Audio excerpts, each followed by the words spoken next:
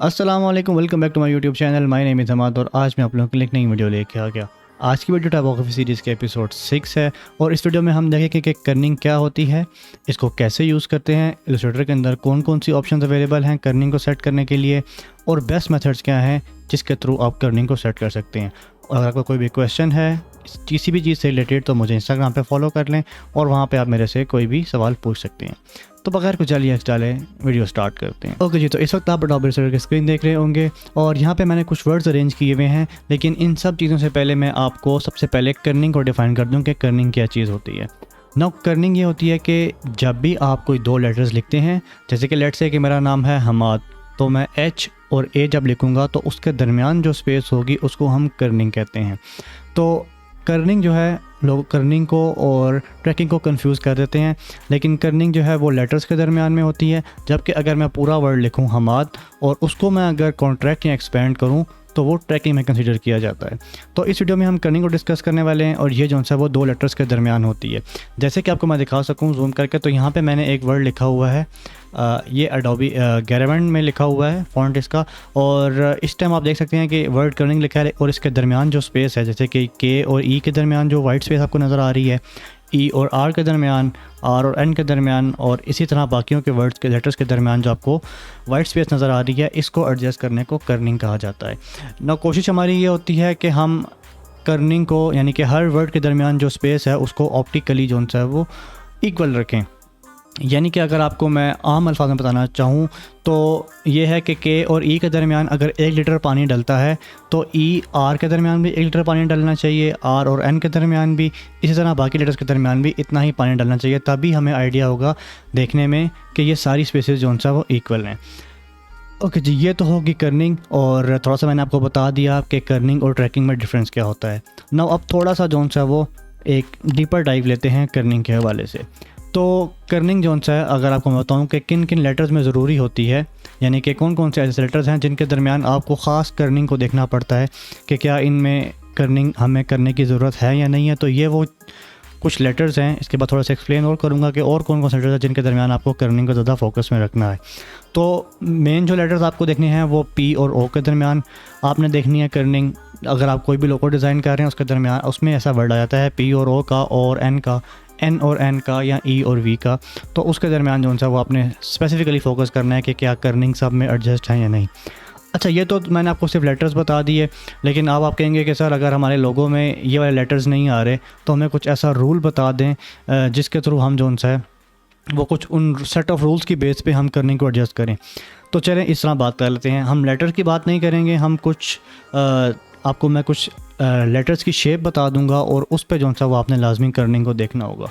Okay जी, तो इसके लिए मैंने एक ये छोटे बहुत वर्ड्स लिखे हुए हैं यहाँ पे, और इसको मैं आपको सबसे पहले एक्सप्लेन करता हूँ। मैंने यहाँ पे लेटर लिखा हुआ है ओ और पी ओ, और नीचे मैंने लिखा हुआ है कि इसके दरमियान सबसे ज़्यादा टाइट स्पेस आपको देखने को मिलेगी, क्योंकि पी की भी कर्व आ रही है और ओ की भी कर्व आ रही है। इसी तरह जो दो ओ लिखे हुए हैं उनके दरमियान भी दोनों कर्व आ रही हैं। तो नतीजा ये निकलता है कि जब भी आपके पास राउंड साइडेड लेटर्स आ जाएंगे दोनों, यानी कि ओ भी राउंड साइडेड है, पी भी राउंड साइडेड है, तो उनके दरमियान जो स्पेस होगी वो बहुत टाइट स्पेस होगी। तो जब भी आप कर्निंग कर रहे होंगे तो आपको इस स्पेस को जो है वो एडजस्ट करना पड़ेगा। तो एक केस हमने ये देख लिया कि जब राउंड साइडेड लेटर हमारे पास आते हैं। नाउ नेक्स्ट जो केस हमने देखना है वो देखना है कि एक स्ट्रेट साइड लेटर और एक राउंड साइड लेटर, यानी कि एन आपका स्ट्रेट साइड लेटर है और ओ आपका राउंड साइड लेटर है। इसी तरह मैंने इसको एन और ओ की स्पेस चेंज करके एक और वर्ड लिख दिया। इनके दरमियान जो स्पेस होती है वो तकरीबन नॉर्मल स्पेस कंसिडर की जाती है। अच्छा जी, ये तो हो गए दो केस जिसमें हमने राउंड साइड लेटर डिस्कस कर लिया और स्ट्रेट साइड लेटर डिस्कस कर लिया। अब जो तीसरे मैं बात करने लगा हूँ वो आते हैं हमारे पास स्ट्रेट साइडेड लेटर्स। पहले हमने दो राउंड साइडेड देख लिए, फिर एक स्ट्रेट साइड और एक ओपन साइड। अब हम देख रहे हैं दोनों स्ट्रेट साइड लेटर्स। नाउ इसमें मैंने जो लेटर्स लिखे हैं वो एल और एल लिखा हुआ है और एन लिखा हुआ है। आप देख सकते हैं कि इनके दरमियान जो दोनों की स्पेस है वो स्ट्रेट साइडेड लेटर्स की है। इनके दरमियान जो है वो आपको थोड़ी सी ओपन स्पेस मिलेगी, यानी कि नॉर्मल से थोड़ी ज़्यादा स्पेस आपको इन लेटर्स के दरमियान देखने को मिलेगी। फोर्थ जो कैटेगरी आती है वो हमारे पास आ जाती है एक ओपन साइड और एक डायगोनल साइड। ओपन साइड से मुराद के ई, सी, या इस तरह के लेटर्स होंगे जिनके दरमियान आपको ओपन स्पेस मिलती है जिनके एंड पे, यानी कि open side letter and diagonal side. Diagonal side letters में आपके पास आ जाते हैं वी, डब्ल्यू, एक्स, इस तरह के लेटर्स। तो जब भी आपके पास इन लेटर का कम्बिनेशन आएगा वहाँ पे आपके पास बहुत ज़्यादा स्पेस अवेलेबल होगी, क्योंकि एक ओपन साइड लेटर आपके पास होगा। इस वजह से जो है वो आपको ज़्यादा स्पेस देखने को मिलेगी। अगली जो कैटेगरी आ जाती है फिफ्थ वाली, वो आती है डायगोनल साइड लेटर्स की। नाउ डायगोनल साइड लेटर्स यानी कि दोनों लेटर्स जो हैं वो डायगोनल साइड वाले होने चाहिए, जैसे कि वी डब्ल्यू का कम्बिनेशन, वी एक्स का कम्बिनेशन, वी का, इसी तरह आप बाकी भी बना सकते हैं। इनके दरमियान आपको बहुत ज़्यादा टाइट स्पेस मिलेगी। जैसे कि मैंने ये अभी नॉर्मल कर्निंग में यानी कि ऑटो कर्निंग में ये वी और एक्स लिखा है और यहाँ पे आप देखें कि वी और एक्स जोन से वो आपस में ज्वाइन कर रहे हैं। अच्छा, कर्निंग का जो ज़्यादा मसला है वो सेरफ फॉन्ट्स के अंदर आता है, सैन सेरफ में इतना नहीं आता। सेरफ में इसलिए मसला आता है क्योंकि उनके साथ में डंडियाँ भी निकली होती हैं जो सेरफ होते हैं, इस वजह से भी वो जोन से लेटर्स आपस में मर्ज हो रहे होते हैं। तो ज़्यादातर हमें ख्याल जो है कर्निंग का वो सेरफ फॉन्ट्स के अंदर रखना पड़ता है, इसीलिए मैंने जानबूझ के जो है इस वीडियो के लिए एक सेरफ फॉन्ट चूज़ की है। तो जब भी दो डायगोनल साइड लेटर आएंगे तो उनके दरमियान जो स्पेस है वो बहुत ज़्यादा टाइट हो जाएगी। तो अब आपके पास एक ये गाइडलाइन आ गई है, आप इसके मुताबिक जो है वो अपनी कर्निंग की वैल्यूज़ को एडजस्ट कर सकते हैं। जहाँ पे आपको बताया गया है कि टू टाइट स्पेस है वहाँ पे आप थोड़ी सी स्पेस बढ़ा सकते हैं।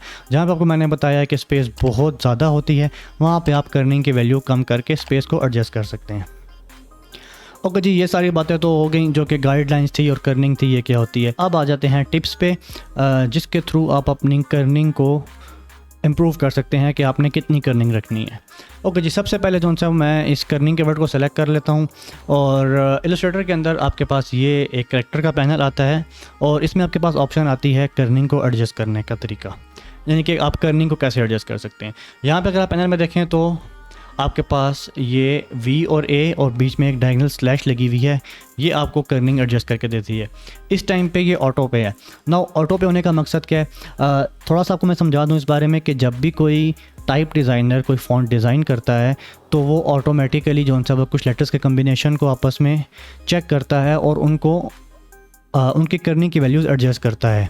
लेकिन चूँकि न्यूमरस लेटर्स होते हैं और मल्टीपल कम्बिनेशन बन सकते हैं इन लेटर्स के, तो वो हर किसी को कम्बिनेशन को ट्राई नहीं कर पाता, जिसकी वजह से जब भी आप लेटर लिखते हैं तो आपको किसी के दरमियान स्पेस कम, किसी के दरमियान स्पेस ज़्यादा नज़र आ रही होती है। तो जो ऑटो वाली वैल्यू होती है वो टाइप डिज़ाइनर ने एडजस्ट की हुई होती है और ये उस पर बेस कर रही होती है। अगली जो आपके पास इसमें ऑप्शन आती है वो आती है ऑप्टिकल की। ऑप्टिकल का मतलब यह है कि जो आपको दिखने में अच्छी लग रही हो कर्निंग, यानी कि अगर मैं इस वर्ड को ऑटो से ऑप्टिकल में करता हूँ, थोड़ा सा मैं आपको जूम करके दिखा दूँ।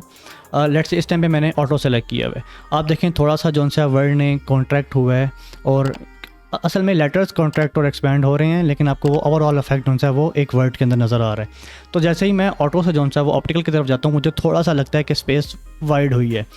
अगर आप ऑटो को नोट करें, ऑटो के अंदर ये दो काफ़ी जगह जो के और ई है ये मिल रहे थे आपस में, और ऑप्टिकल में उसने ये किया है कि जो आंखों में नज़र आ रहा है आपको देखने में, उसने थोड़ी सी स्पेस ज़्यादा कर दी है।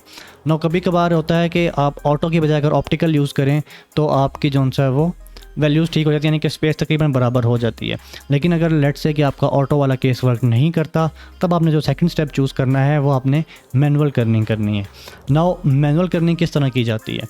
मैनुअल कर्निंग के लिए जैसे कि लेट्स से मैंने इस टाइम पे मैं देखता हूँ मुझे आर और एन के दरमियान जो स्पेस है वो आर और एन यहाँ से मिलता हुआ नज़र आ रहा है, तो मैं थोड़ी सी इसकी स्पेस बनाना चाहता हूँ।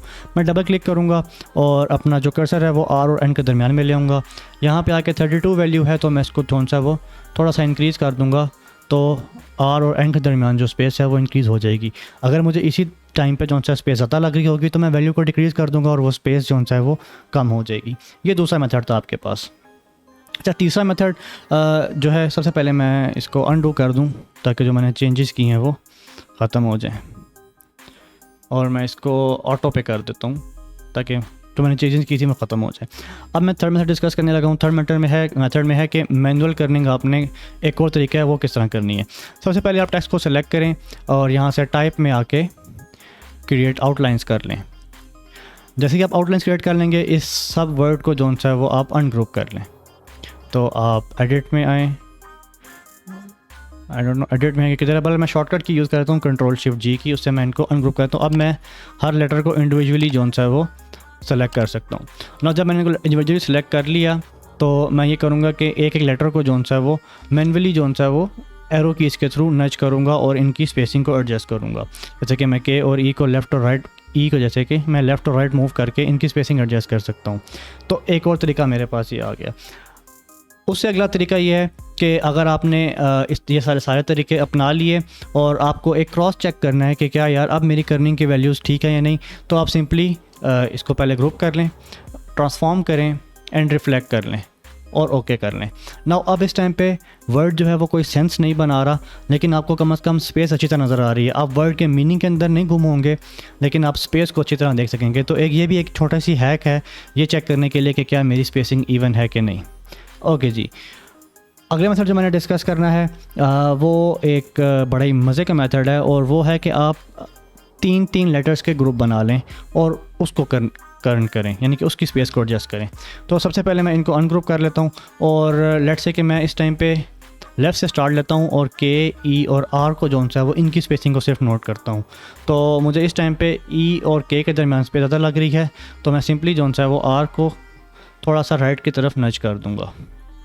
ओके जी, अब मेरे ये 3 लेटर्स जो सा है वो मुझे लग रहा है कि ये इक्वल स्पेस के हो गए। नाउ अब मैं नेक्स्ट 3 लेटर्स की तरफ मूव कर जाऊँगा, ई, आर और एन की तरफ। तो मैं के को फॉरगेट कर लूँगा क्योंकि मैंने के को पहली नज़र में एक बार देख लिया है, मैं दोबारा उसको नहीं देखूँगा, मैं अगले 3 लेटर पे फोकस करूँगा। तो मैं ई, आर और एन के दरमियान अब फोकस कर रहा हूँ और लेट्स से कि मुझे यहाँ पे लग रहा है कि ये इन तीनों की स्पेस जो है वो इक्वल है। मैं इसी तरह ई को स्किप कर दूँगा, अब आर, एन और आई को देखूँगा। नाउ मैं इसको आई को सेलेक्ट करता हूँ और थोड़ी सी इसकी स्पेस को इंक्रीज़ कर देता हूँ। अब मैं आर को एक्सक्लूड कर दूँगा और एन, आई और इस एन को देखूँगा। थोड़ा सा इसको नच कर लेते हैं ताकि स्पेसिंग आपको इक्वल लगे। अब मैं सिर्फ आई एन जी को देखूँगा और इनके दरमियान जो स्पेसिंग है उसको एडजस्ट करूँगा। अब मैं जूम आउट करके देखता हूँ तो मेरा ओवरऑल जो वर्ड है वो एक अच्छी तरह जो है वो वेल स्पेस्ड हो गया, यानी कि उसकी कर्निंग जो है वो मैंने अच्छी तरीके से कर ली है। तो एक छोटी सी टिप थी जिसके थ्रू आप जो है वो थोड़ा सा कर्निंग का अपना प्रोसेस इजी कर सकते हैं। मैंने एक पूरे प्रोसेस का ब्रेक डाउन कर दिया है। सबसे पहले आप ऑटो ट्राई कर लें, ऑटो वर्क नहीं करता आप ऑप्टिकल की तरफ मूव कर जाएं। अगर आपका ऑप्टिकल नहीं काम कर रहा, उससे भी आपको लग रहा है कि नहीं यार किसी जगह पे ऐसी स्पेस है जो कि अनबैलेंस्ड है, तो आप जो है वो मैनुअल कर्निंग की तरफ आ जाएं। मैनुअल कर्निंग में मैंने 2 मेथड डिस्कस किए, एक आप वैल्यूज चेंज कर लें, या सेकंड मेथड ये है कि आप टेक्स्ट को जो है वो आउटलाइन में कन्वर्ट करके एरो कीज के थ्रू जो है वो नच कर लें लेटर्स को।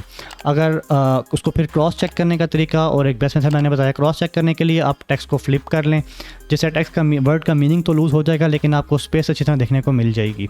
उसके बाद बेस्ट जो तरीका यह है कि आप 3 लेटर्स के ग्रुप्स बना लें और उसकी मदद से जो है वो आप कर्निंग को एडजस्ट करें। तो आई होप आपको ये वीडियो पसंद आई होगी, और अगर आपने मुझे अब तक इंस्टाग्राम पे फॉलो नहीं किया तो इंस्टाग्राम पे फॉलो कर लें, और आपको कोई सवाल है तो आप वो भी इंस्टाग्राम पे मेरे से पूछ सकते हैं, मैं वहाँ पर आपको जल्दी रिप्लाई करता हूँ। Thank you so much for watching the video. अल्लाह हाफिज़।